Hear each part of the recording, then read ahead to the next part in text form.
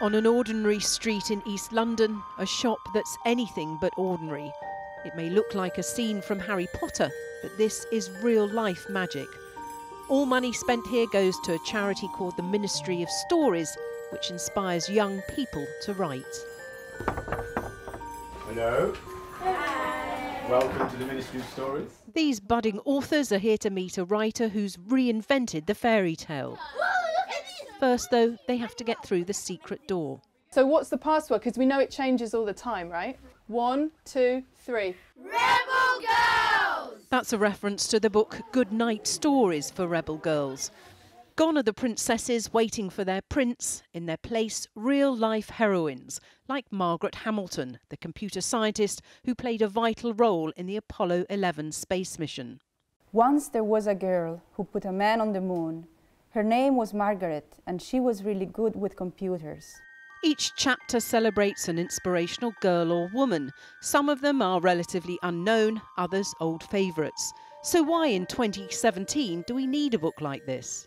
I thought that it was important to show examples of women, for this reason, from the past and from the present, to show that extraordinary women have always been around us. They weren't just, in the past, but they are here today. They will be here forever. We just need to start to recognize them, to train ourselves to see them and to give them value. There are 100 tales of extraordinary women, all told in the style of a bedtime story. Who is your favourite rebel girl in this book?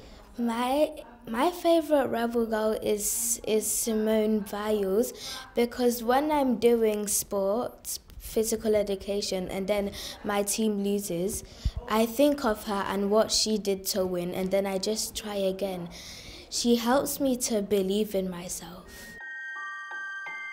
My favourite rebel girl is Quick, because in the story she's been through a lot of things and her family's poor now, and then she comes to London and then she becomes into a model, and then she tells everybody that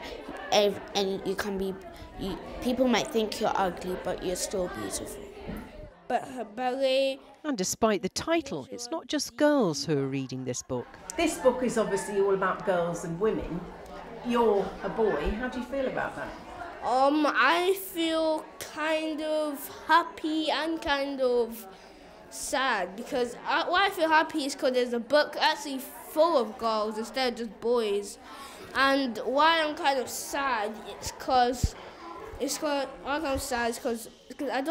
didn't know most of these characters, and I mostly know 3 famous men instead of women.